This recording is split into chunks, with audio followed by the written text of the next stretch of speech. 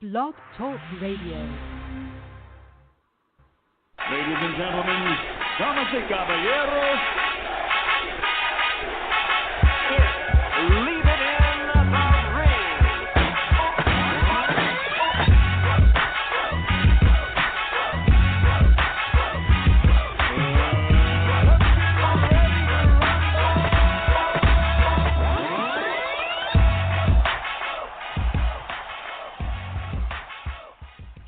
And welcome back to another edition of LIITR Radio. I'm your host, Dave Duenez, with my co-host, Mr. Gabriel Montoya. You know, I went into work today, and one of the guys at one of my lots go, ¿Qué pasó, Naveen? I said, ¿Qué onda, güey? And then he goes, oh, shit, you did really lose your voice. I said, bro, I don't lie. And even when I lie, I'm telling the truth. You know, so yeah, if you're wondering what's going on with my voice, I lost it on Saturday, man. Got hectic, got crazy, got exciting. Andy Ruiz pulled it off, upset, beat Anthony Joshua. What a great fight between the two. Kudos to both men. Went out there and displayed their heart and everything that comes along with being a fighter. It's just really sad to see some folks can't accept what happened Saturday night. As myself and many others, we didn't really think that Andy Ruiz could pull it off. I had my reasonings. I said it on the air. But I did also say how he could win. And if that was to be the case, this was going to lead him to victory. And guess what? He took a page from, Corey Sanders and Lamont Brewster, jumped on the big man, made the bigger man, expend his energy, made him fight a short man's fight, which is something that it's an Achilles to tall, big fighters. You don't want to inside fight a shorter guy with shorter arms because his punches are going to land there first every single time. Big kudos to Andy and his trainers, man. I mean, they took it at a late notice. Baby Miller opted himself out by being tested with everything in his blood system except alcohol, and they took it on. And I was like, okay, is it enough time to have a game plan, Gabriel? Right? That was the main question for everybody that was thinking about that fight. There was no question of whether or not can Andy Ruiz fight. We knew he could fight. We saw exactly what he did to Parker. Okay, he made a puncher turn into a boxer, which, as myself and so many others believe, that he won that fight. It's the only blemish on his record. Took some time off after that defeat, as anyone would, because it's a hard pill to swallow. Takes this fight, asked for this fight, DM'd Eddie Hearn for this fight, lands the fight. Moment of truth comes on Saturday night. You have the Mexican flag behind him. You have very little Mexican fans there at the Madison Square Garden, but the few that were there, they made enough ruckus to make themselves known, right? And as soon as that fight started going, still I had people asking me questions about what I thought, and do you think Andy's got a chance? And I was like, you're very optimistic, but at the same time, realistic about this situation. Was fighting one of the best heavyweights right now of the division. Between Wilder, who is the most entertaining and exciting heavyweight, technically sound, AJ was the factor. Olympian, big, strong, athletic, could punch, and showed that he had a heart when getting dropped by Latimer Klitschko, which is very funny to me to hear now that all of a sudden AJ's got a glass jaw. How many of you fuckers can take a shot from Latimer Klitschko and get right back up and knock out and then, and drop him? How many can you do that, huh? How many of you can take an Andy Ruiz shot straight right to the face? How many can take that? I think it's hilarious that we can't accept a guy that came in not having the physique that we all supposedly imaged, a Hercules physique. And the guy even tweeted out before the fight saying, I'm going to, prove all my haters. And he does it. And why is it such a hard pill to swallow? That this guy defined exactly what the image that we all think or paint should, how a heavyweight's supposed to be. If anything, I think everybody should be excited and happy. I was. Not only do I love the fact that boxing produces upsets, that boxing is so unpredictable, and that's why we watch it. That only once in a great while you're gonna have these moments in this sport where you're like, shit, I was part of history. I actually watched history happen. Then it gets tarnished by the internet. Sometimes I wish we didn't have the internet. You know, it's so crazy. First Mexican American Mexicano to win the heavyweight title, which I told Gabriel a long time ago. I'm like, man, I don't even think we're ever going to see a Mexican champion, heavyweight champion in our lifespan. I don't think it's going to happen. And look, without looking for it, it happened. It was a great night. Great night for anybody that's a fight fan. Great night for the Mexican Americans. Great night for Mexicans. You know, but really, if you take away all the nationality pride, it was a great night of boxing. It was a great night to witness an upset of such magnitude, of such excitement.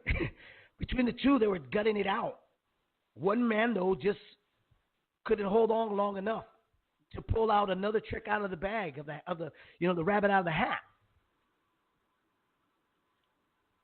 And instead of saying, hey, one guy came with a plan and stuck to it and did exactly what you're supposed to do in the fight game, which is hone down on your plan and stick to it and execute it. We got other fools just knocking it off and just, now making tons and tons of it. Dude, I don't know how many excuses have you seen out there, Gabriel? I think I've seen already like 6 or 7 excuses that are like lingering around for AJ, which AJ and Eddie Hearn are the only ones that are like not being, sore losers about it.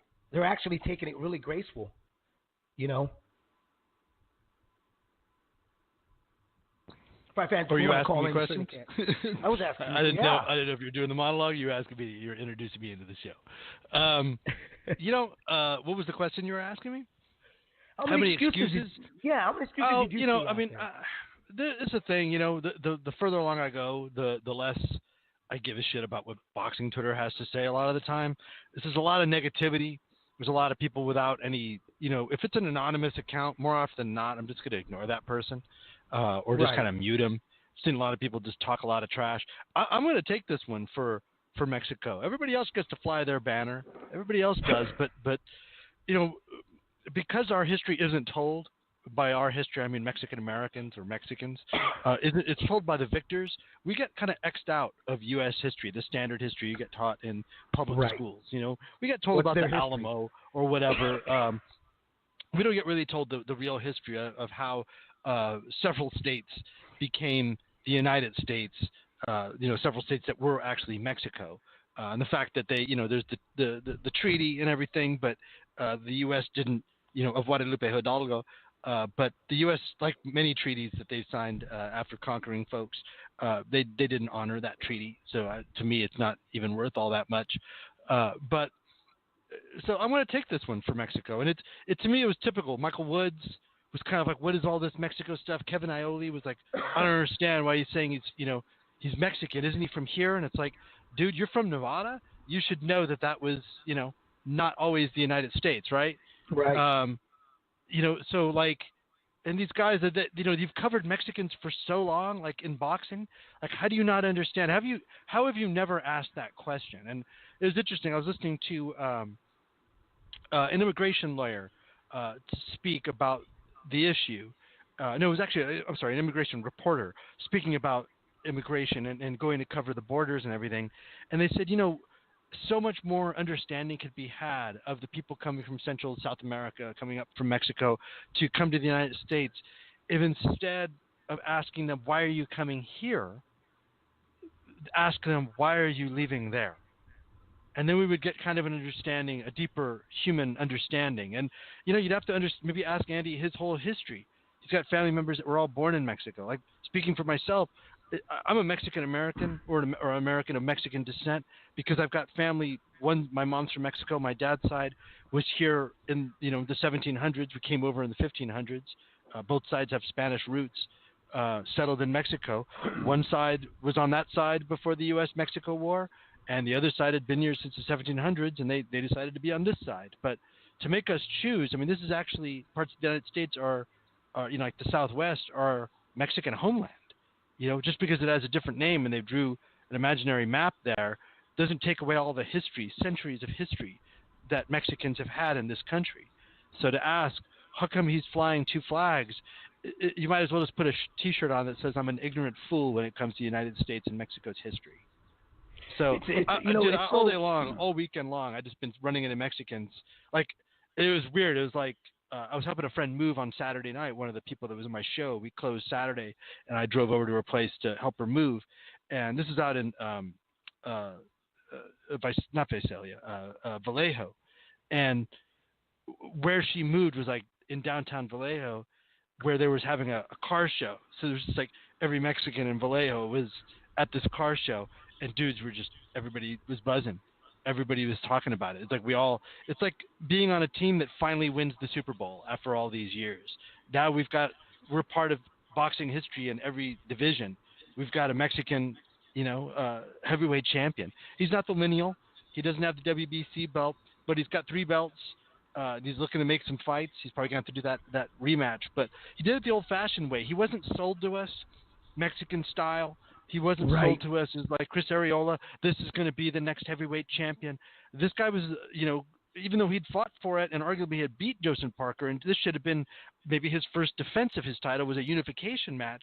Instead, he's a guy that was just kind of thrown to the side. And when you really look at the fight, I do this other radio show on Wednesdays.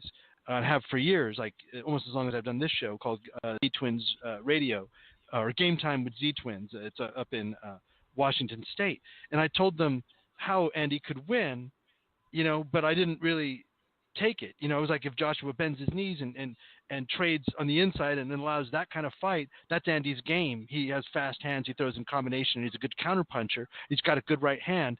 That's going to be, but he's got all the punches. That'll be the problem. What Joshua has to do is stay at distance, win it that way, dominate him for like the majority of the fight, break him down, and then stop him late.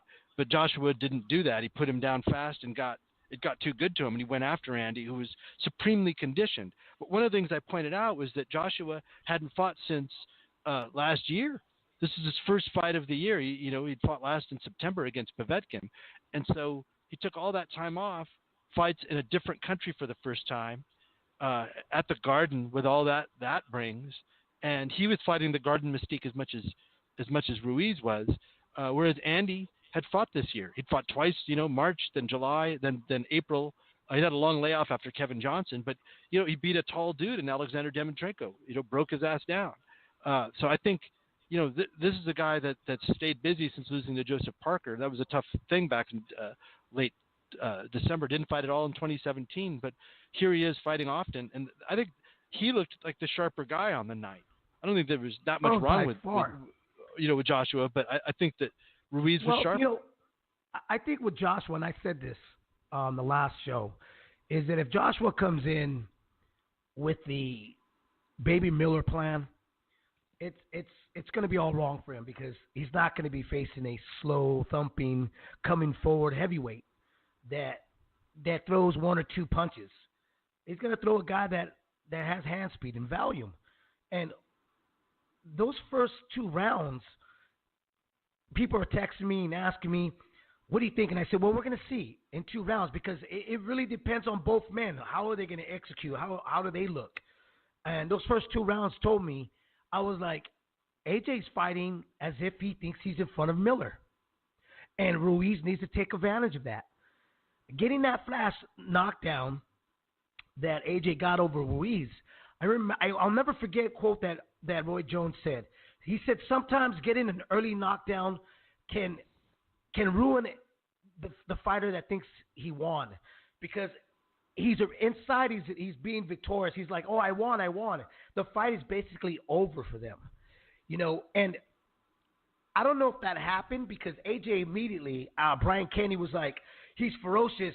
Look at the way he executes. Now watch this. And all of a sudden, AJ kind of looked like Wilder. He just just swinging for the fences, trying to get Ruiz out of there. Now, was it because that he was trying to make a huge statement the way Wilder did last month? I don't know. We don't know what's going on in his mind. But what I know was that he was trying to trade in the inside, which allowed Ruiz to gather his bearings, and it also showed you that Ruiz was game. Like he said, I got Mexican blood in me. I'm a warrior. This is what we do. And he just turned it on, and we saw the outcome of that there. How does he recover from this? Gabe, I know that you have a difference of opinion from mine, so I'll let you say it first. What do you think about an immediate rematch for AJ to make with Ruiz back in the UK? I don't know if he'll be back in the UK. That's going to be interesting to see where it lands. And the thing that you mentioned, I agree with, is now they have Al Heyman to deal with. How's that fight going to go down? But if they exercise that rematch clause next, Joshua, I think, wants it. He said 100%, after the fight. But, maybe cooler heads prevail and say he needs to take a fight in between. I think, he's a hell of a fighter. He's got flaws. I mean, styles make fights. But, I mean, he's got a lot to build from. He's got all the punches. He's, the best but at his age and experience level, I just think he's got a good jab. He fought a different fight. I think he looked at Andy and thought, I want to move a lot. I'm going to tire this fat boy out. And he didn't realize the guy's got an engine on him, and that he knows how to do it. So I think with a longer look at Andy and a serious look at, now they know he's a real opponent. And, we might see the best of Anthony Joshua. I mean, think about the careers that Vladimir Klitschko had, that Lennox Lewis had, that Joe Louis had after losing, and losing by knockout. He's in fine company, Anthony Joshua, right now. Now we get to find out who he is. It's not, people want to throw him on the scrap heap or he's got a bad jaw. Two things can't be true, that, he's fighting some of the biggest punchers of all time, but everybody always says from any heavyweight champion, it's heavyweight boxing, and in heavyweight boxing, anything can happen. One punch can change everything. And in this fight, one punch changed everything. It was kind of tight, and then boom, Joshua let all of a sudden the top of the third, he exploded, and you're like, okay, he's seen what he needed to see, and Andy wasn't exactly a defensive riddle in there. He was taking some pretty flush shots throughout. I think what Joshua decided was, I can touch him. And this guy, he looks like a developmental opponent physically. I should just get this guy the hell up out of there. And, it goes to show you. It's boxing, not bodybuilding. And that looks can be deceiving. And to me, it's just, what could be more Mexican than being underestimated like Andy Ruiz was? The being unheralded, and that's the guy that pulls out the victory, That's Cinco de Mayo. That's what we celebrate. Beating the French army when we were completely outnumbered in a war, battle we shouldn't have won. That's what Ruiz did. And so I think Joshua, if they take a good long look at him for a camp, I think getting right back in there is probably the best thing for him. I mean, he didn't know where he was, at the end of the fight. Eddie Hearn said that. He didn't know what punch had hurt him. He asked at the end of the sixth, why do I feel like this after getting instructions? Anthony, I think, as Pepper Roach said, it don't hurt to get knocked out. You don't feel a thing. And I think that's going to serve Anthony Joshua well going forward. He got caught. That fight could have easily extended and been a different fight if he'd have stayed at long range. And that's all his corner was asking him to. Long 1-2s up the middle. This guy throws wide. You don't want to get in close and all of a sudden punches sneak around, hit the top of your head. I mean, and look where he got hit. It wasn't on the chin. It was on the temple by the ear and high on the head. Like there was a left hook that caught him that ear. Straight. Yep. Yeah, but also one when he was bending over that caught him straight on top of the head. Andy hit him, tagged him. He also, here's the thing that was underestimated. Andy caught him with a shot leaping in and caught him with a right from several feet out. That's not a move I would expect a man that size to make. No. And yet Andy was doing that. And then landing and throwing in combination. He's good with both hands, like turning his hips and just working both hands. Joshua just wasn't prepared to deal with that. And I think with a good long look, they could do a rematch and arguably win. it's very difficult to prepare for the size and speed that Ruiz brings to the table. And I think that if going back to the drawing board, if they do an immediate rematch, the key thing is to try to nullify the speed of Ruiz by fighting like a tall man and using that jab. I just kind of feel that, you know what? I'm not sure if immediate should be the immediate thing to do. I like to see him go back to the drawing board, build back that confidence, and see where it goes from there. If I was Andy Ruiz, I'd probably jump on it right away because no matter what, when you defeat a guy, when a guy gets defeated, it's always going to be that big question. And they say the greats are the ones that can erase that question regardless, But fighters fight with such a confidence that when something like that's not supposed to happen, and let's be honest, that wasn't supposed to happen. That's why it made it such a sweet victory. That's why it made it such an astonishing upset. It wasn't supposed to happen that way, but it did. And I wonder of the effect mentally. How much does it embed into AJ's mind? You want to patch in some fight fans here on Leaving the Ring right now, man, since we're on the topic and our phone lines seem to start piling up over here, Gabriel? Sure, Javier. Dave. Hang on one second. 513, you're live on Leave It in the Ring. How you guys doing? This is Eric from Cincinnati, man. How are you? Hey, how you doing? Good, man. Good. That was an amazing fight this weekend, man. I tell you what, I had Joshua all the way on this one, and I couldn't have been more wrong. The one thing I really that struck me, though, is the one judge had Joshua ahead at the time of the stoppage I know. by 1 point. I don't understand that. I just, and going back and look at it, and I'm like, well, it happened in the 7th round. It could be 3-3, but you still got to factor in the knockdowns. And I have no idea what rounds they get, why they gave him those rounds. It was amazing, and it just kind of led me to believe that if this fight went the distance, it was going to go along the lines of the Katie Taylor-Pierce Soon fight that it was going to be a robbery. Yeah, and did they score that round correctly as a 10-8? I'd like to talk to a judge because I think two knockdowns. Did, yeah. Well, is it? This is why I know it's a 10-point must system. So if you get a knockdown, but then get knocked down twice, so you only get 10, or the other guy gets 10, and it becomes a 10-8. I know you get two a of the point judges back. had it 10-8, if I remember correctly. Yeah. And I think that one judge didn't. No, I'm looking at the scorecards. All three judges had a 10-8. So I'm like, I don't understand. Like, so he gets a point back for the knockdown. I guess I don't know. I'll have to consult with it. But yeah, it's kind of a trip. It was 57, 56, 57, 56, 56, 57. One judge. It all depends on what kind of fight you thought you were watching. And you value. Yeah.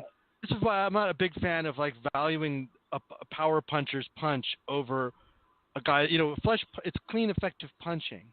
I guess effective is the wiggle room of that scoring criteria. But, if you're looking at Anthony Joshua as anything he lands, anything he hits, he kills, sure, he was moving a lot and then occasionally landing some flush shots.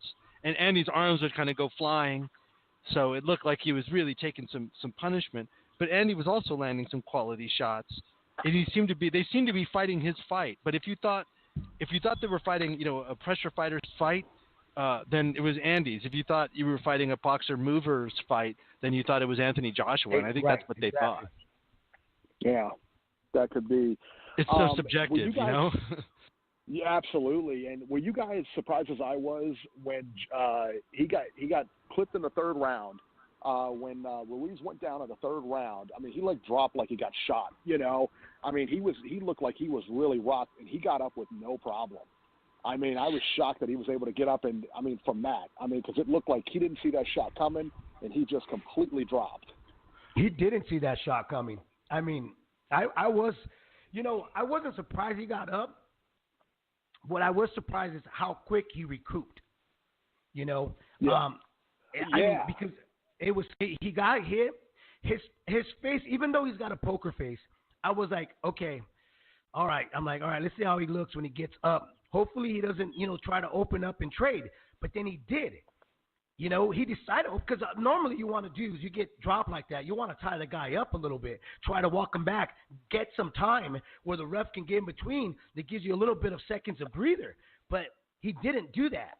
And then the cardinal thing that AJ did as a mistake was he started to open up with a smaller guy in the inside because he thought he had him, And I think just like the way you thought and I did, we were like, Ruiz is hurt, and he's hurt bad. But Ruiz just recouped so quickly. That was the amazing part. Well, he also got rocked again and then recovered, kind of like he adjusted his positioning on the inside. So it shows he's a much more aware fighter than people give him credit for. Really, really, what I always noticed about him, just seeing him as an amateur at the Wild Card way back in the day, was how calm and collected. Like, he hasn't changed. Like, you see him in interviews, he's very measured, very thoughtful, but there's no highs or lows with him. He's just kind of unblinking. He's just kind of like very confident in his abilities. I watched the fight weird. Dave watched the fight live. I watched it sort of live on the DAZN app, but I was had a play going on that I was in, so I had to pause it. I watched the timing. I had two shows, and the timing of it, I watched like the first few rounds, but I had to go do something, and I missed the third round. And I came back, and so my impression of the fight was like, wow, there's not a lot of action going on. I kind of watched it this really weird way. And then I paused it at the sixth round, right at the end of the sixth round, and I went to do my second act scene. And I was in the wings, and there's a guy in the show that had fewer scenes than me, so he'd be on his phone in the wings watching sports, like a total sports fanatic. And I'm waiting to go on, and I look over at him, and I hear him go, and look at me with like wide eyes, and I was like, oh shit, I need to get back to my phone. And so I went out and did my scene, and then, intermission, watched, and I was like, I must have missed something here. And I went back, and then I saw the third round. And yeah, I was surprised that he got up from that shot. That would have knocked out just about anybody in the division. And he just went right back in. And that's, to me, is just pure Mexican, pure fighter. Andy was prepared. He said he had like 15 weeks to prepare for this fight. So he was just ready to go. And like, kind of like, nobody expects me to be here. That's got to be in some ways it could either be, oh my God, I didn't have enough time to prepare, but in some ways it's kind of freeing. Nobody expects me to win. I got robbed the last time. I'm probably going to get robbed this time if I go the distance. So let's just go in there and do our thing. I think it showed, you kind of let go and you fight outside yourself. Well, he did say he had to knock him out, Yeah. I have to knock him out. He also said that he wouldn't give him the respect that everybody else did, and he didn't. Oh, no, he didn't. Eric, thanks for calling in, man. We're going to let another caller on, okay? Thanks again. All right, man. Thank you. All right. Bye. Peace. Let's go 510. It's the other longest caller on the queue. You're live on Leave It in the Ring. Hey, Gabe. Hey, Dave. It's friend over here in Richmond. How you guys doing? What's up, man? Good, dude. Oh, my God, man. I'm doing pretty good, man. I'm like, I'm still on cloud nine about it. I got to be honest. Are you in Taco Heaven? I am. I am in Taco Heaven. That's hilarious. Hell yeah. Dude, Jesus. My family has like a bunch of big boys look just like me. I look at like Andy, man. My cousin, he was telling me, because, man, we're just I'm so excited, man. I think I watched the fight like 6 times already, man. We're just like so happy and proud of Andy. And right. Yeah, man. Like I hope, like, because I know they're talking about going back to India with this fight, and respect to Anthony Joshua also too, man. Great champion. I'm still a big fan of his. And right. A lot of respect to Anthony Joshua. The way he had to act with the fight too, man. Classy, man. Classy dude. A lot of heart, man. I got a lot of respect for Anthony Joshua, man. No disrespect to him at all. People gave him crap for that. It's like that Vince Lombardi mentality. Show me somebody who doesn't mind losing, I'll show you a loser. The guy's a multi-millionaire at this point. He's become one of the biggest stars in the sport. It happens. Sometimes, life has a way of humbling you and be like, dude, this is all happening a little easier than it should. Let's give you some adversity. maybe you're taking it for granted. You just think, all I got to do is hit a dude, get him out of there. Look at this fat boy. I think it's just poetic justice that it was a Mexican dude, but that it was a fat Mexican dude, like the polar opposite physically of Anthony Joshua. And people forget, these aren't. Andy's kind of brought it back into the normal size of heavyweights. The 260 is pretty big, but 6'3", that's a normal heavyweight. You know, a more efficient machine. 6'6". There was a lot of. I don't know if that's ready to do that. There was a lot of Pasole power there. I tell you that. Hey man, I'm 6'1" and 260 pounds, man. So I know the struggle, man. Struggle is real, man. And he's took blow for big Mexicans everywhere. That's I was for gonna sure. say that's a big. Dude. You're a big ass Mexicano, bro. Because the average is like 5'8", 5'9". I'm 5'9". So. Yeah, dude. Our family's like not everybody. We all come in different sizes. I'm one of the bigger ones, but we're all kind of like. Cause I remember I was telling my cousin Cesar, he wanted to, he was like, oh no. My family, we all love boxing, but nobody kind of nerds out like I do on it. You know what I mean? So like, if a fight coming up, we'll talk about it. They all got their zone and everything. And my cousin's like, hey, so what's up with this Andy Ruiz guy? He doesn't really follow it. I go, oh, he looks like Eric, our cousin. Oh, all right, cool. And and that was it, right? Yeah, that's hilarious. Yeah, dude. And my cousin, he had to take my aunt to the airport, so he got home just as like the third round was popping off. He said he was like took off all his clothes, got on his calzones only, his underwear. And he was like shadowboxing like he was a little kid during the fight, man. He was just so pumped up, dude. Like, I don't know, man. I just never been. That's hilarious. Getting back to what I was saying, like, I know they want to send it back to England, and I respect that. But in reality, dude, a Mexican heavyweight champ, they got to put that on Vegas, man. If they want to make as much money as they can, dude. They need. I respect Anthony Joshua, but that's where the money is. And for people to say that, well, we still have to see whether or not having a Mexican heavyweight is marketable. It's pretty fucking foolish to say that. I mean, come on. Dude, I mean, it's so marketable that Triple G pretty much pretended to be a Mexican for a lot of his career. It's pretty marketable. Put that dude in L.A., like Staples Center or Dodger Stadium. Oh, my God. Dude, the kid's going to... Even if this is his one shot, and let's just say, because most folks are already kind of predicting his next move is he's not going to keep the titles. It's going to be short-lived. Even if that is the case, dude, what a great fucking movie Andy Ruiz's life is going to be on the screen, And I have to tell you this. I don't think he's a one-hit wonder. We all knew that Andy could fight. The people that seem surprised at how well Andy could fight were the ones that were sitting back saying, "Who is this guy? Where'd this guy come from?" What do you call the movie? Blocky? I'm not. No, you know what? Let me tell you something. Anyone? Come on. That was pretty cold, good, man. What's up with that, Gabe? You all can't be skinny, man. Jeez, bro. No, I was just kidding. Nah, come on. I would call it Pasole and boxing. Pozole and boxing. Pozole, a tale of love and boxing, man. There you go, brother.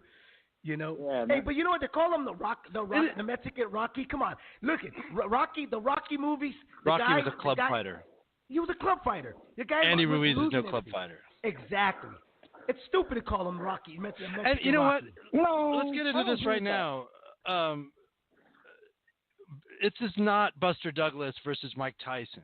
No, because Buster Douglas was branded as a quitter when he could have had a piece of the heavyweight crown, whereas Andy Ruiz was robbed and should have had a piece of the heavyweight crown, but he was robbed in New Zealand. So arguably, I thought he was. I call him the Mexican Rocky because, like in the movie, right? Remember, like they couldn't find an opponent, right? So they got down to like the fifth choice, and they ended up being like who they thought was the most marketable at least, and it was Rocky, right? Because he was Italian. The same thing with Andy. He was like the fifth choice, man. And after everything's said and done, he's a huge inspiration to us, man. Like, I'm serious. I was absolutely. I worked in 2 different spots today in San Francisco, right? And all the Mexicans, all the Mexicanos, that's all they were talking about was the fight. All of them, they were, dude. Man. How proud they were of him, man. My car needed a jump for some reason. My battery died overnight. This morning, I called roadside assistance.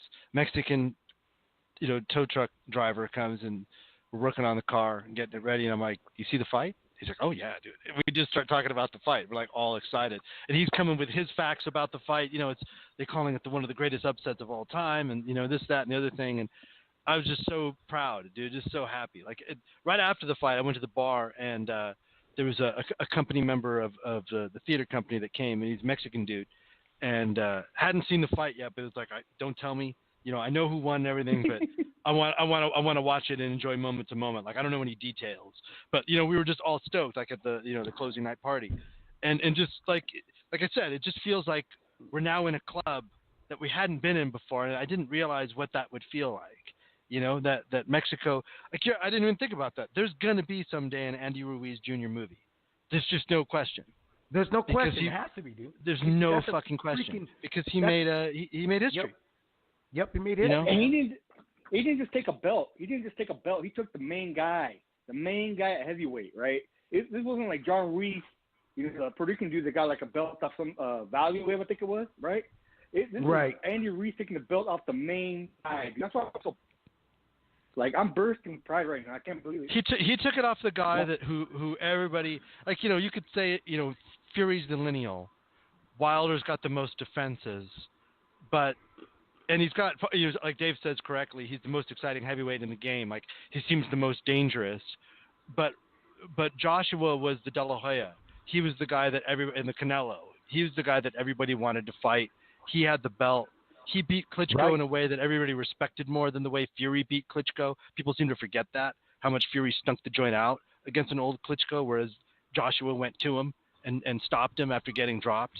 And he was battle tested. He beat a regional foe in Dillian White, got rocked to come back and stop the dude. Joshua is the real deal. He's not fake. All these other guys don't get credit for beating him. They didn't fight him. They just denigrate him.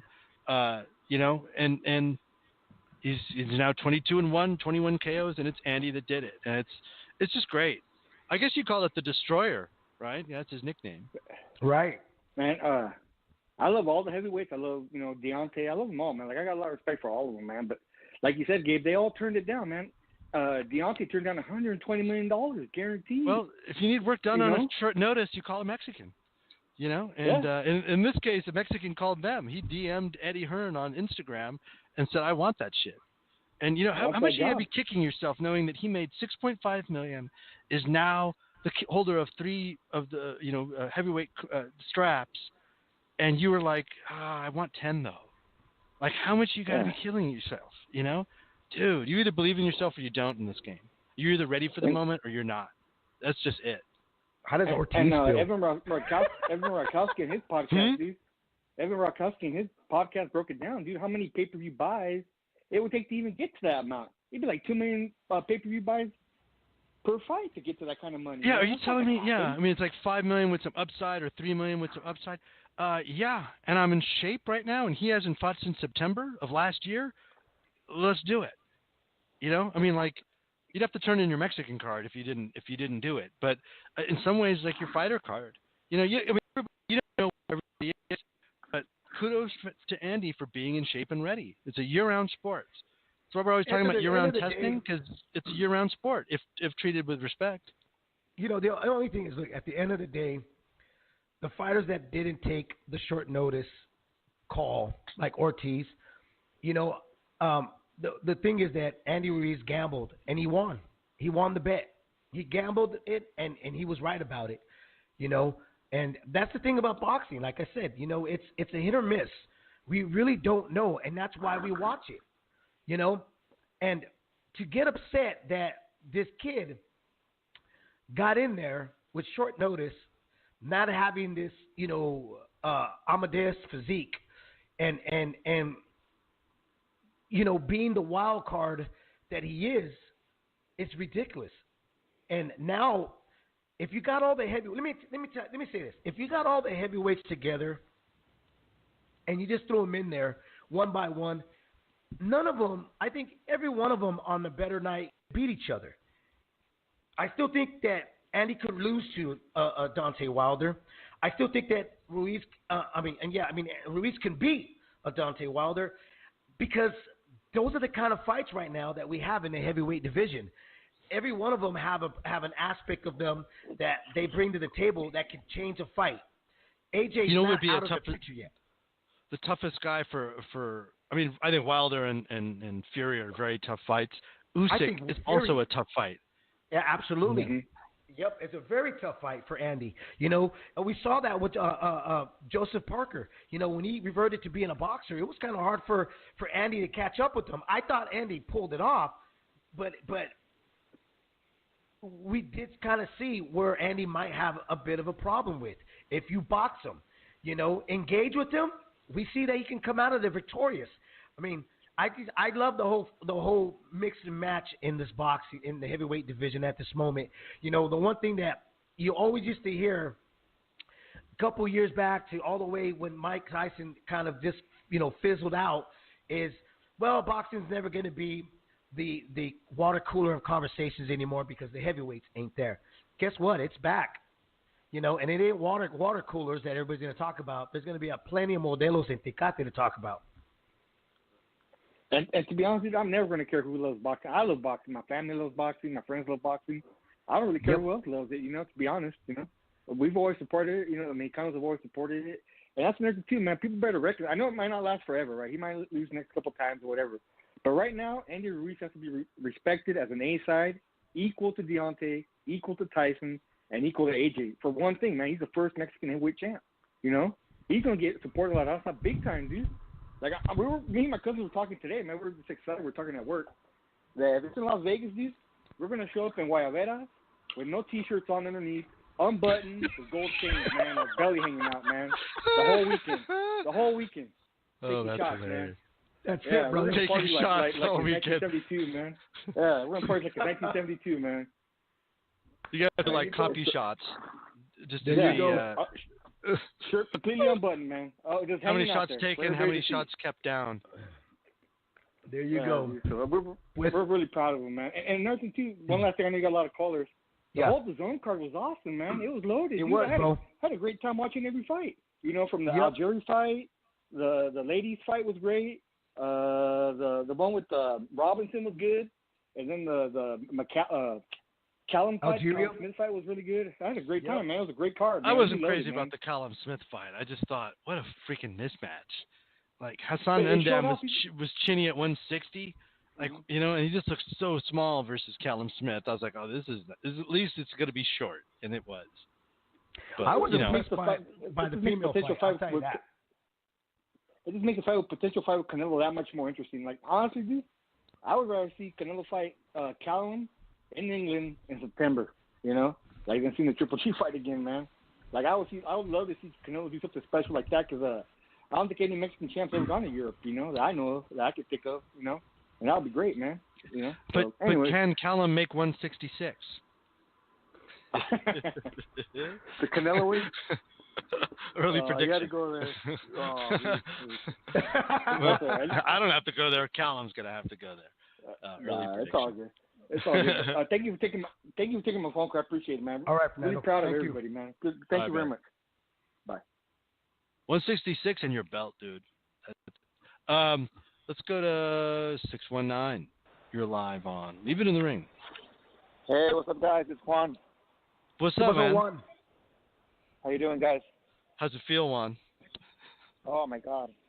I was like tweeted the other day, and it was so exciting.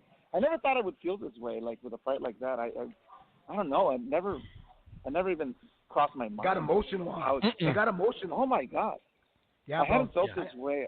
I don't remember what fight I've ever got this exciting. I remember a fight that I was very excited because I was there was Margarito Cotto, but I was there. I was there. I was drunk. I was, drinking, jumping up and down. But this one was totally different. We were at my house. We had a birthday party that we're going to go, and I knew the fight was on. I'm going to watch it on my phone, but then it turned out that the party wasn't a different day. I just thought it was that day, and we get to watch the fight. My wife said, let's go out for a walk. Let me watch the fight. I don't think it's going to last more than 3 or 4 rounds. I think it's going to be a quick fight, and then we can go out for a walk.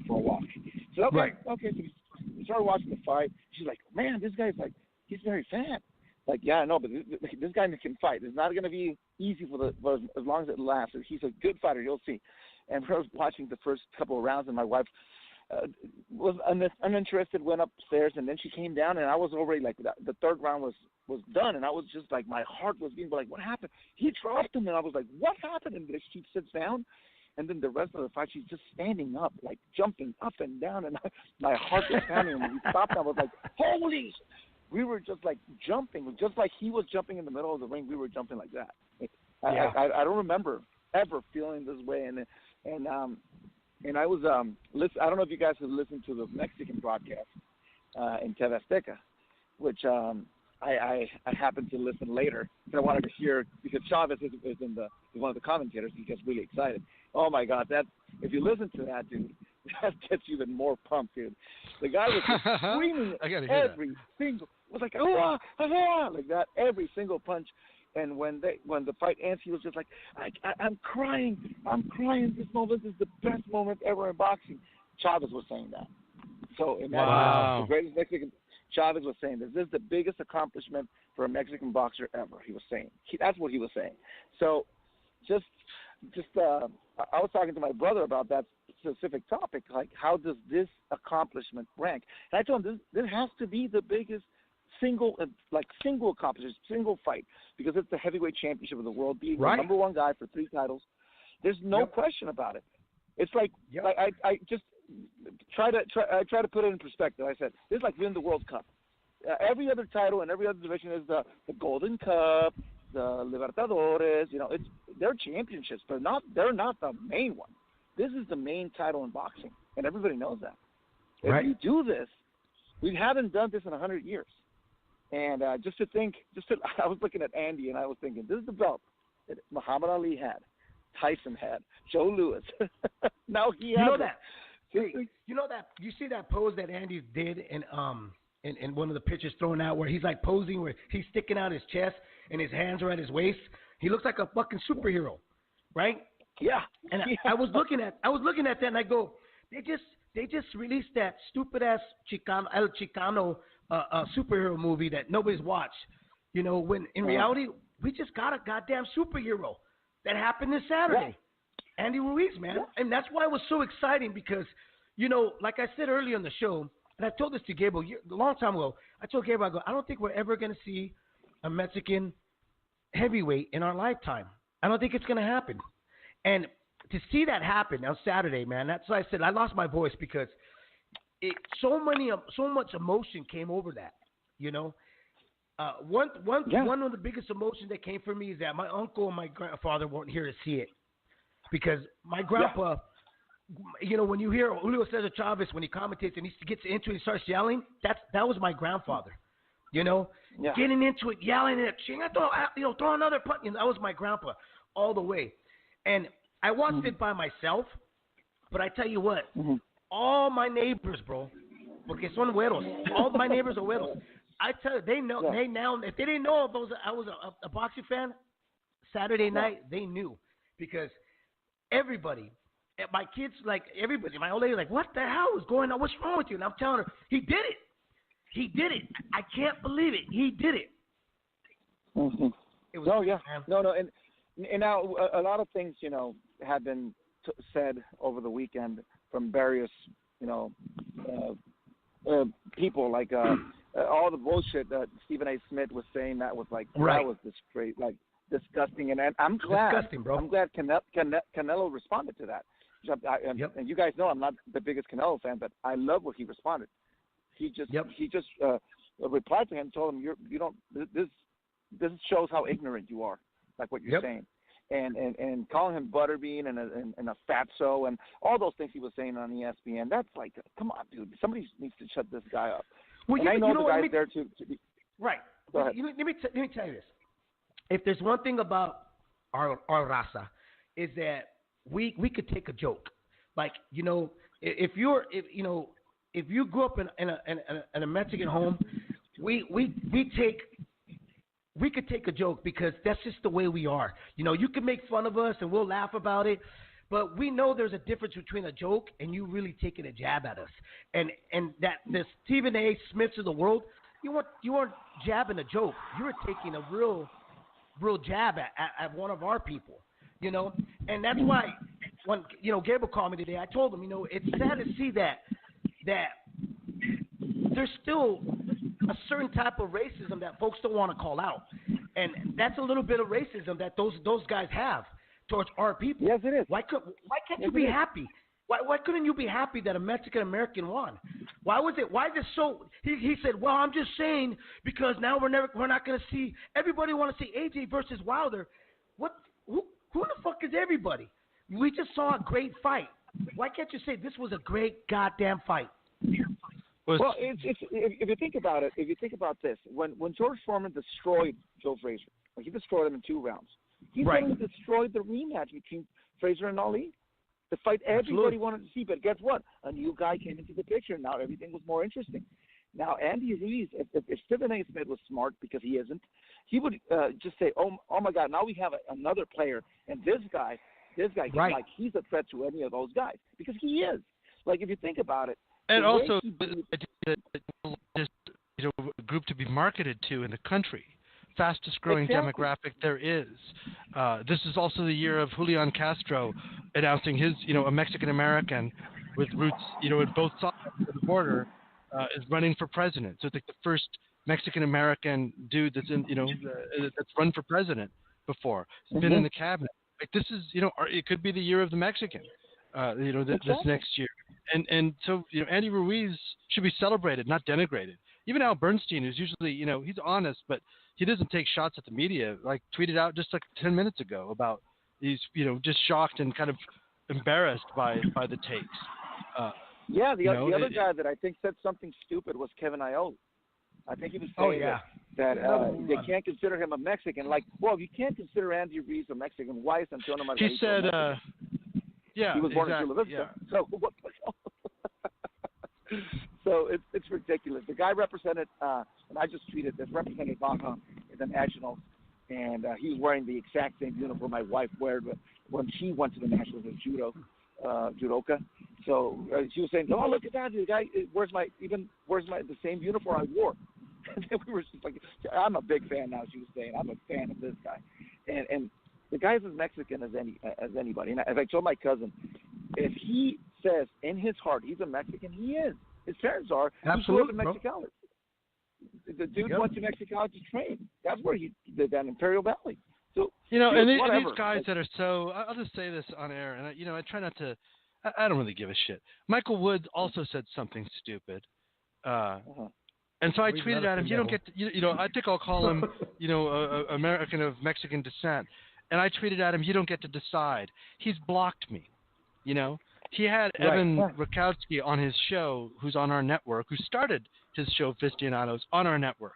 Dave designed the artwork, did his whole, intro, and when Evan was on that show, when he plugged the fact that he was on Leave It in the Ring, he cut it out of the audio. That's how petty this motherfucker is. Yeah. And so, man, you don't get to define Andy. Mexican Americans have been in this country longer than most everybody else has. We helped settle the country. Exactly. California, Nevada, Utah, Arizona, New Mexico, and Texas, as well as parts of Wyoming, Colorado, Oklahoma, and Kansas, were Mexico before President James J. Polk falsely accused us, according to Abraham Lincoln and the record, of shedding American blood on U.S. soil, and they started one of their wars based on lies, which is the U.S.-Mexico War.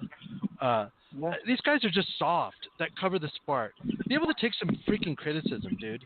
That guy's always been pretty fragile. But so Michael Woods, why should I care what you think? If you can't hang like that. You got to block me for criticizing you, but it doesn't change the fact that you don't get to decide what Andy is. I don't know about you, but on my dad's side of the family, we didn't jump the border. The border jumped us. And I've always found it ridiculous that Americans and Mexicans don't have the dual citizenship or something worked out in that regard. Because most of it doesn't make us any less America. It just means we honor our roots, which most people that came here after us Mexicans are allowed to do for some reason, but we're not. And finally, the other thing, I just want to close it out with this. All those guys saying all that BS, it doesn't matter. It doesn't matter. What happened in the ring already happened. It doesn't. The guy beat the shit out of that guy, and that's it. And Joshua, who was a class act, said, "Hey, it doesn't matter. He beat me. There's no excuses. I trained properly. Beautiful human being, I'm gonna say anything. It is what it is. We'll move on, and that's it. You see Wilder saying, this guy, he was nothing. He was always nothing. Yeah, but guess what? You don't have that win in your record, and you'll never have it. Even if you beat him later, it doesn't matter because he came to him first, and he is the one who has that victory now in his record. And that's it. You know why? Because he's greedy. I don't blame Wilder for his tweet, because I'm gonna tell you why. All these guys, Fury, Wilder, and even AJ, they were all trying to play chess on a board of business. Andy went out there and played checkers. Yeah, that's the bottom line. And I that's think the we bottom talked line. about this before. Like most of the talk shows talked about this. One of those guys is going to get beat, and all the party's going to go down.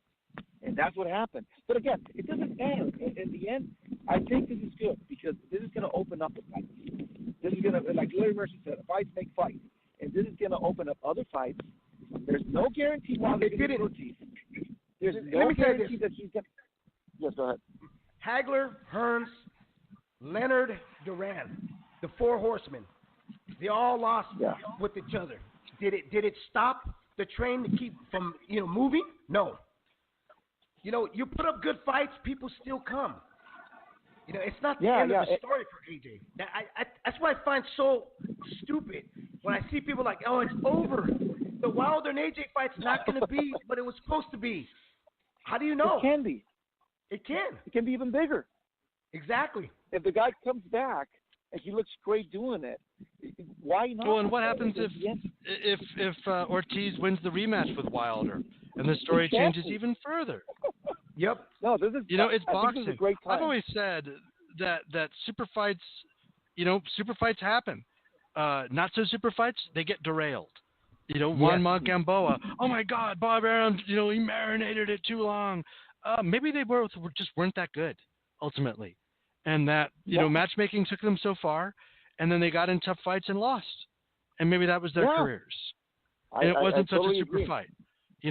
I wasn't big on either of those guys, so maybe that's just me. All these four guys, Fury, Wilder, Joshua, and Garcia and Ruiz, all four of them have great personalities. They have a good styles. They have a fan base. This is better for the sport. Like if Andy brings in the Mexican fan base and if they back him up, now we're going to have some big crowds on the fights. Like if Wilder fights Ruiz, he's on the PBC, so those fights can be made. So if those fights happen, dude, there's going to be people lining up to watch those fights live. And everybody's going to tune in. Trust me. I will, for sure. And I like Wilder as a fighter. I like Joshua. I like Fury. And I like Ruiz for different reasons. So I'm a boxing fan, and I love what's happening with the heavyweights. And if this continues, the sport's going to be good because everybody's asking what's going on. Everybody. All my friends, all my white friends who don't watch the sport always tell me Monday, did you watch the fight? That's their question Monday morning. Did you watch the fight? Because they're watching ESPN, they're seeing the highlights, and it's everywhere because it's good. Because it's good right now. That's all I got, guys. I wanted to just give my 2 cents. Very exciting times. Yeah, there's no way we weren't going to do a show today. It's history, We experienced history, and it's really quite something, man. I've just like you said, I never thought I would feel this way. I'm usually a guy that takes all the nationalism out of it. My favorite fighter is a Puerto Rican. There's Mexicans in top 5, but Tito is the guy that I had that connection with.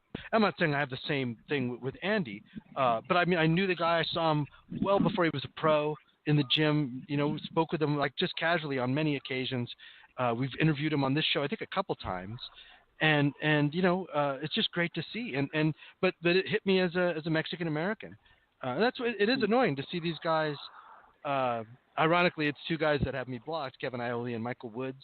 But other guys like Stephen A. Smith, who at least observes the punishment. He doesn't respond, but he's gotten ratioed for his take on this. He's dead wrong. You're making fun of the guy. You don't know him. You obviously don't know his history coming into the fight. You would have given him more of a chance if you knew that he arguably beat Joseph Parker, a guy who was taller and a mover, and that he'd beat Demetrenko, who was, now kind of a warhorse, but, and on the tail end of it. But still, a guy that was heralded as maybe the next Klitschko and has a lot of, world-class experience. So, good stuff and good to hear from you, man. I appreciate you calling in. My pleasure. Thanks, guys. Let's do this one more, Dave. 812. You're live on Leaving in the Ring. Hey, what's going on, Gabe and Dave, man? This is Joe. Hey, Joe. Hey, Joe. You went to the fight, huh? Yeah, sorry, I had to call, man. I'm actually driving back. Sorry, my voice is gone, man. I just driving back from LaGuardia. That's going around. Yeah. Well, Joe went to the fight. Yeah, I went, dude.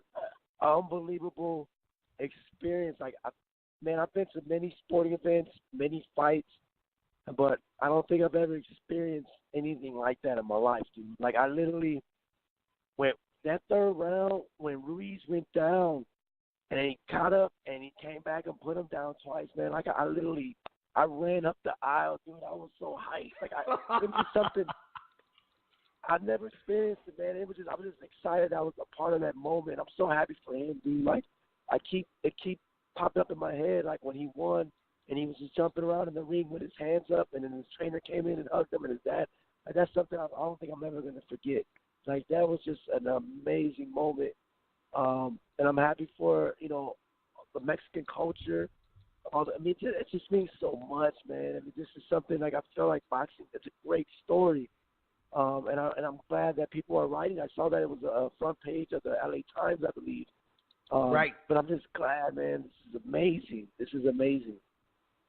You know what makes this story even greater is that Andy did it at a time where, Mexicans have been targeted. It's not the first time we've been targeted, but with a sitting president that has targeted Mexico and put his fear-mongering, fear to anyone that's not a brown American, by putting the finger on us Mexican folks, that it was such a great feeling to see Andy do this and add to this story of what's been going on in the U.S.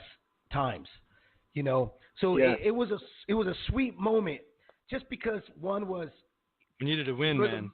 Yeah, we needed a big win like this.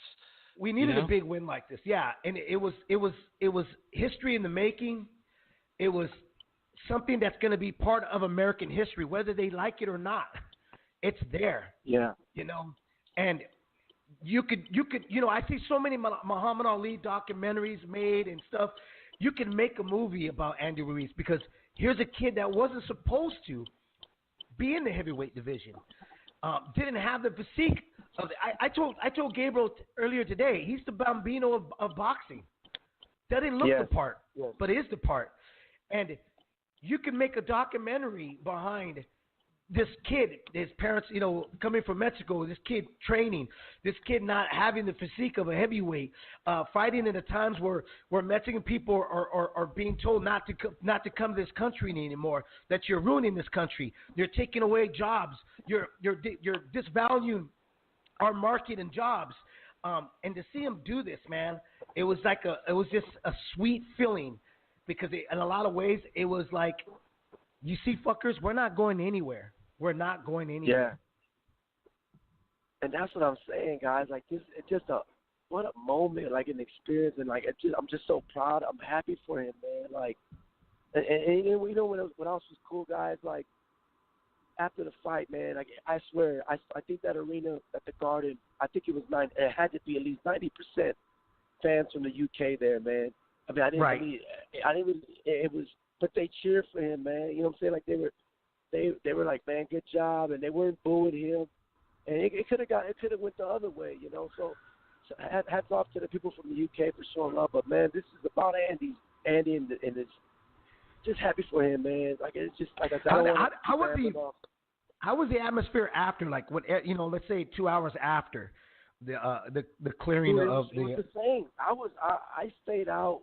I was, New York City never sleeps, man. So I'm going to different pubs and different taverns, and that's all everybody's talking about. And if they weren't talking about it, I'd bring it up. That's how my conversation started. Did you see the fight? Did you hear about the fight? Everywhere. Even if I was at the Yankees game yesterday, man, I only watched the first 3 innings, and then I went to the bar and I started talking about the fight the whole night.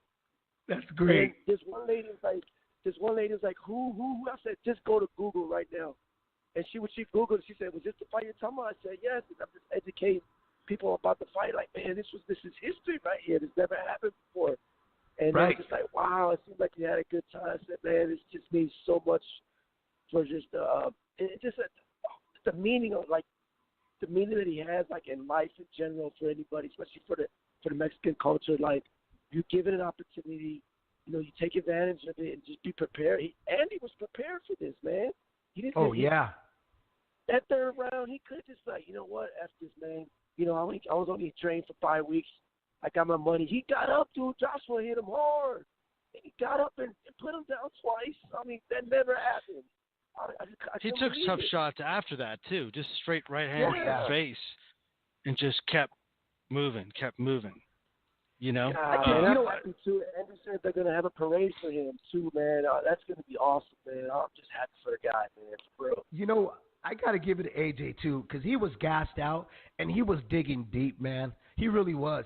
Yeah. But you could see it in his face. Like, he was just like, I don't have nothing left anymore. Like, I don't have anything left anymore, And he just had a game guy that still the engine was going. That story of the little boat that could. That was Andy. Yeah. Hey, man, what's Train, crazy, too? yeah. I never thought Andy you're right, was to them body shots. And Andy was hitting them body shots hard. If you look at the slow the replays, slow motion, dude, those body shots that had to take the steam out of him, man. I mean, I think before the last knockdown, he had nailed some nasty body shots, man. I was like, damn. But, man, guys, I'm about to lose my voice. I just wanted to check in, man. I had a great time there. But, dude, this is a big moment for the culture and for Andy. Congratulations, man. I hope you guys can get him on the show, man. And we're going to try our hardest, brother. Out here in Indiana. Thank you, Joe. Appreciate it. All right, guys. Take care now. Peace. Well, there's another 209. We'll keep it rolling. 209, you're live on Leave It in the Ring. Joey, how you doing? What's up? Doing well, Hi, man. guys. Oh, man. Okay, well, I don't know what to talk about. Was there any big fights that happened last weekend, or did you catch anything? I don't know. Yeah. Man, I was speechless. Check this out. In April, I saw a post by Andy that he had T-shirts for sale, right? So so I sent him a message. Hey, man, do you carry gordito sizes? And he did. So I bought him a T-shirt. Hey, I ain't gonna lie, dude. Right. I mean, hey, I can relate to the guy. I train, so I can lose weight, so I can stay fit. I mean, I can relate to the guy. I'm so happy for him. So I've been wearing this T-shirt. Okay, Saturday for the fight, I said, hey, man, I'm gonna wear this guy's T-shirt. Because he was fighting. So I wore his T-shirt. I'm watching the fight, and after it happened, I'm like, I can't believe it. Did I just see this? Is this for real? I'm like, oh shit! And then it dawns on me. Wait a minute. I'm probably the only guy in Stockton that bought this guy's T-shirt. So I'm like, oh shit. And then the next thing I told my lady was, hey baby, check this out. I have the body of a heavyweight champion, man. Champion of the world. I have the body of a heavyweight champion. Yeah. And that's part of, I think a lot of people can relate to this guy. Right. I mean, he's like the people's champion, I guess, man, because, that's the best way I could put it. Absolutely. I wasn't, I'm glad he's the first Mexican heavyweight, but at that time, I wasn't thinking about that. I was just thinking, like, you know what? This guy took advantage of one hell of an opportunity that was given to him. He took it, and he seized the moment. I mean, that is a good story in itself. I don't think anybody was thinking about him being the first Mexican heavyweight. To tell you the truth, what I went in thinking was, I hope Andy gives him a hell of a fight. That's what I was thinking. I hope Andy at least gives AJ a hell of a fight. You know what I mean? So that yeah. And that's it. That's what I was looking at. I sat there, bro. Check it out. Right up like a mile away from my house, there's strawberry pickings, and a little cherry stand, right? So I bought a big old basket of cherries. Came to the house, turned on the fights, had this big bowl of cherries, and that's what I watched the fight. And I was just sitting there, just relaxing. I was like, I'm not going to have any beers, blah, blah, blah. I'm just going to watch this, and that's it. Because I thought it was going to be some good rounds, and then that was it. And then when he gets dropped, I'm like, fuck. Come on, Andy, just make it a little longer. Because I was by myself. I know what I mean? The same thing. Like, come on, man. Just make it a little longer, bro. And then he drops him, dude. And I fucking literally choked on the cherries I had that had popped in my mouth. I was like, holy, what the fuck? Like, holy shit. I couldn't believe it either. You know what I mean? And the only ones that were yelling was me and the fucking rooster outside, bro. The rooster next door. We're the only two yelling and shit, Yeah, I couldn't. I had 2 more acts to go. I was like, I couldn't, it just propelled me the rest of the play. And it's kind of it's a weird thing when you do like a bunch of the same show. Like, I was in my like 5th week. You start to kind of find ways to like forget that you're about to do it, and it kind of makes it fresh. And this was like back like, holy shit, I'm a heavyweight champion. And then boom, I'd like go on stage and do my thing.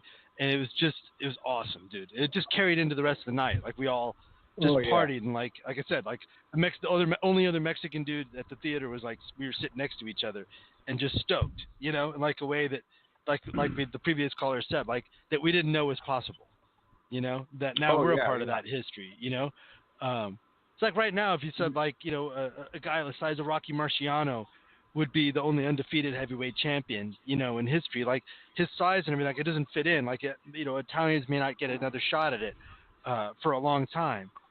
So like I felt like Mexicans had about as much of a shot as an Italian dude to do it again. But we just don't get that big, And here it was, a guy that got that big, but we just kind of dismissed him because of his size. I mean, I didn't really dismiss him because of the size. I didn't think that his footwork was going to be quick enough to get him on the inside, and I was wrong about that. He was explosive.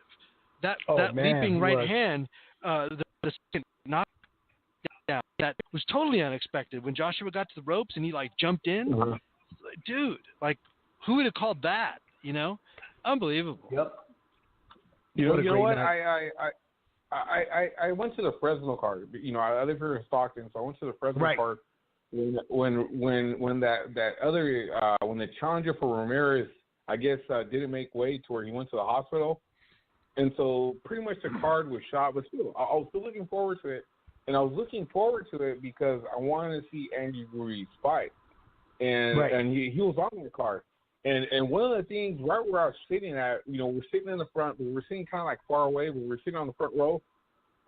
One of the things that I took from it, one, he was explosive. He had fast hands.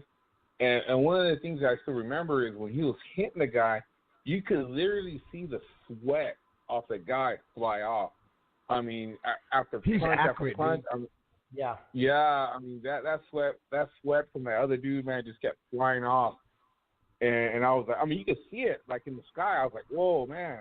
This guy's pretty quick for being a big guy. I thought he was pretty quick.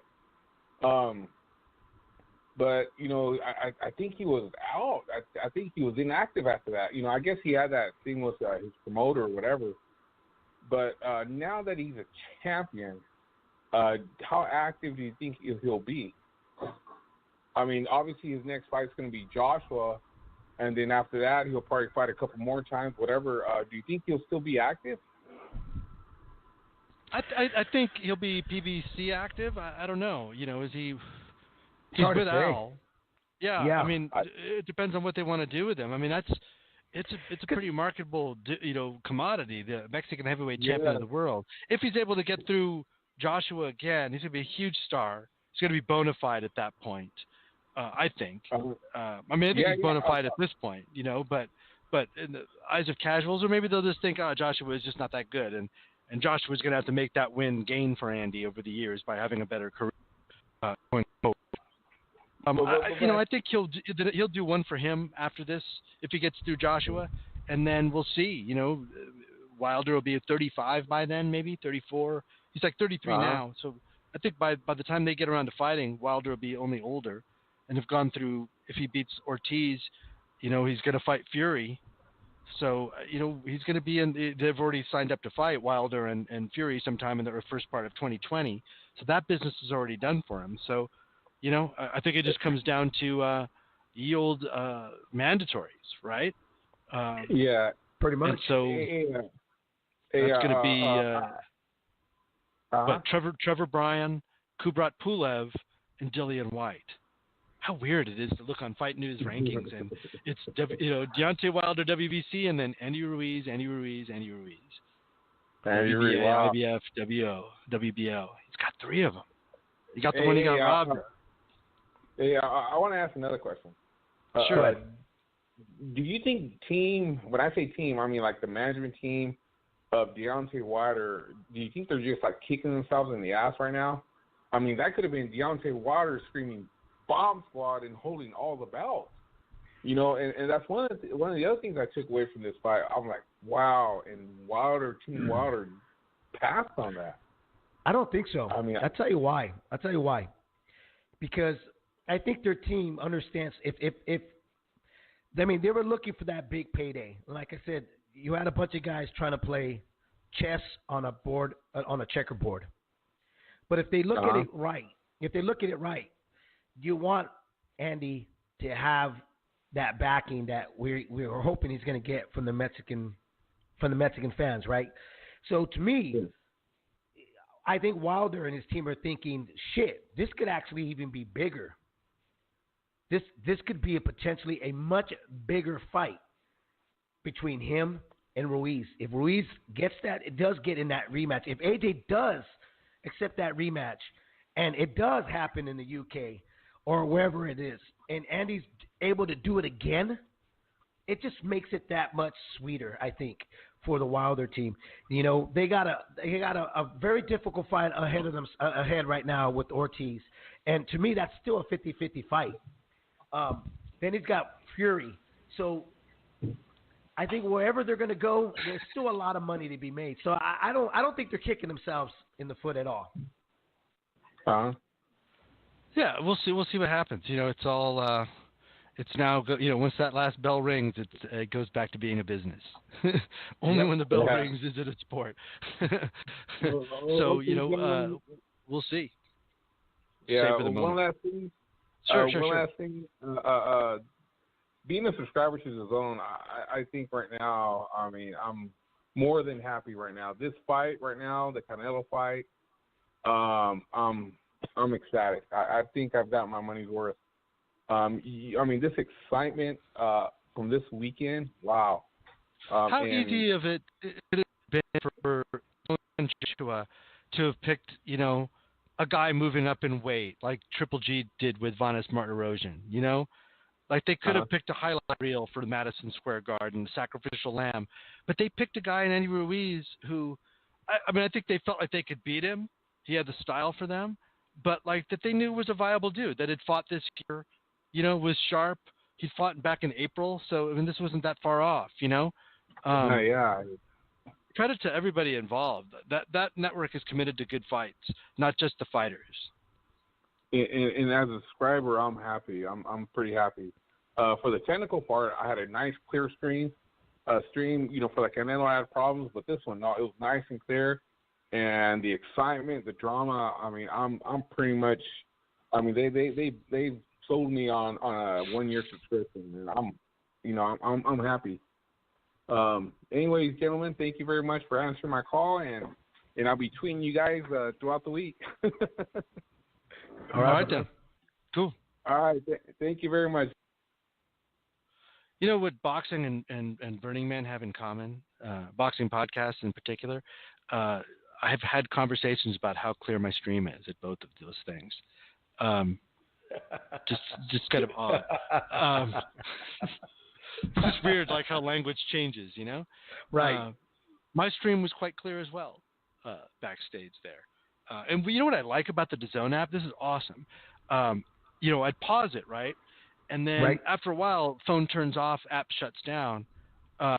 come back, when I turn the app back on, it picks up exactly where I left off. Exactly It doesn't where you left off, yeah. It doesn't jump ahead and like, I see the end of the fight and I'm like all mad, you know? Right. I like that, you know? So I think we've cleared the board here on calls. But one of our Twitter followers there, William Smith, WS198X, says this fight brought out the worst in jingoistic rhetoric. All the UK trash talking after AJ losing, plus the hypersensitivity about Ruiz's Mexican heritage have been baffling. Yeah, I would agree. I actually didn't see the UK trash talking. But, all the stuff that he was a fraud or he's a glass jaw or this, that, and the other thing, I think are just kind of ridiculous. It's heavyweight boxing. These are giant human beings hitting each other at a high rate of speed. It's just the way it went, And he fought the smarter fight. He fought the inside game better. He knew he could, duck under the taller Joshua and spring up. That was a big part of his plan. He was in shape, man. He was ready to go. So, I don't think that, to take away from either guy at this point, or take away from Joshua, it just diminishes what he did. And I don't think it's that fair to the moment to do that. Take away the potential fights that can happen because of what Ruiz did in the heavyweight division is it's the thing is that the fighter that lost showed more class than the fans that watched it, that seemed to be very upset of the outcome.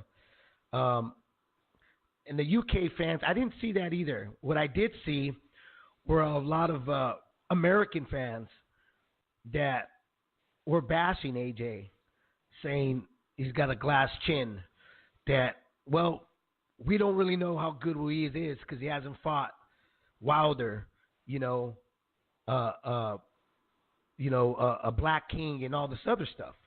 The thing with boxing, it's always been driven by nationality and race. But sometimes the nationality shit can just get really, really, really fucking stupid, man. All I could say was AJ was a good human being in how he received his loss. And oh yeah, dude. To see him, be actually excited for Ruiz, and even AJ understood the magnitude of Andy Ruiz winning this bout, these titles for the Mexican people. He understood it. So why can't a lot of you not understand that? Why take away from that? I'm excited for a number of reasons. One is he's the first Mexican heavyweight. Two is he made history. 3, it was a great upset. 4, man, he just threw a curveball in the heavyweight division, and he's an exciting heavyweight. He was exciting on Saturday night. Will he be exciting in the next fight? We don't know. They always say when a guy gets the strap, he gets better. We're going to find out. And all the excuses about AJ, just remember this. He gets back in the ring and he does something great, then we'll be reminded that he is a great fighter. He's a good fighter. But to X somebody off already because of a loss when his career is not over, to me, it's just stupidity. That means you don't have the love of the sweet science. The sweet science is just so much more than somebody's undefeated record. You don't understand the appreciation of this sport. And we don't have many Super Bowls. So you miss the mark if you're out there going, who's to blame, AJ or Wilder, for them not to fight? This and this and that. You just totally missed the mark. You missed a great fight.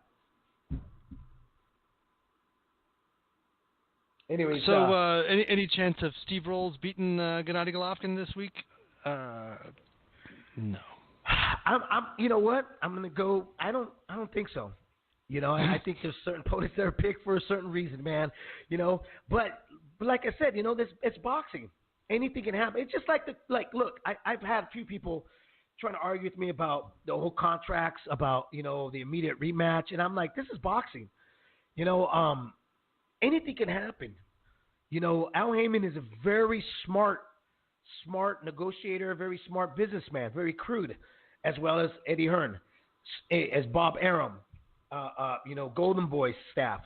But Al knows what he's doing. I don't know what's on that contract. I really don't know what stipulations or was put onto their work. It's all going to fold out, So the turn of the corner is always going to be, there's a blind spot there. So I don't know yet, And I think that what makes everything more interesting. But to tell you the truth, I don't really care. I care about when the fights are made. And when I talk about being realistic in this sport, it means that I honestly am a believer when they both walk in the ring. And when and you know what, Gabriel, tell me if I'm lying. When the guys, and I'm not saying Andy's going to do this, but there's a strong possibility. When a guy is fighting to get his respect in his position, and he finally gets it, which I don't think Andy has got it yet, as we could see, they could fall in the line of money, which is, well, I'm not going to fight this guy yet unless I'm getting this much or that much. We don't know yet. We need to sit back and just kind of let everything else kind of unfold, and then we can go from there. Right now, it's too early in this victory for Andy Ruiz to sit back and say what's going to happen next, and is the contract really going to be honored and filled? I don't know yet. And like I said, I'm a realistic person when it comes to all of the business part of it, because it changes like everybody's underwears pretty fast. Word. I got Triple G in 6. That's I know your voice is about. I to got fall Triple off. G in 3. Oh, really? I got him in 3. But wouldn't it be another great story? Because everybody's been bagging on Rose. I mean, we've all made fun of the name, Triple G, Rose over Steve. But it could have given Steve Rose an inspiration what Andy Ruiz did. It can, but inspiration and accomplishing it is two different things. I just don't see it happening. But then again, I didn't see Andy Ruiz winning this fight either. I thought he was going to be a game fighter. But I haven't seen enough of Rose to say that he's going to be a game fighter. Have you? Yeah, I don't know enough about him, man. Exactly. They picked him for a reason, so But Oscar Valdez versus Jason Sanchez should be a fun fight. Gabriel Flores Jr. Versus Salvador Braceno, lightweights, 8 rounds on ESPN. Golovkin, of course, on DAZN fighting at a catch weight, 164 pounds. He says he's got big news is coming up this week. We'll hear all about it this weekend, I'm sure. So June is rolling forward. Pretty exciting month. We've got Tyson Fury coming up on the 15th, and yeah, man. Let's wrap it up. Exciting times here as a boxing fan. If you're one of those that said I left because there was no action in the heavyweight division, well, I will welcome you with open arms because the heavyweight division is back. Anyways, everybody have a great weekend. Don't drink and drive because you will spill your beer. Gabriel? Peace.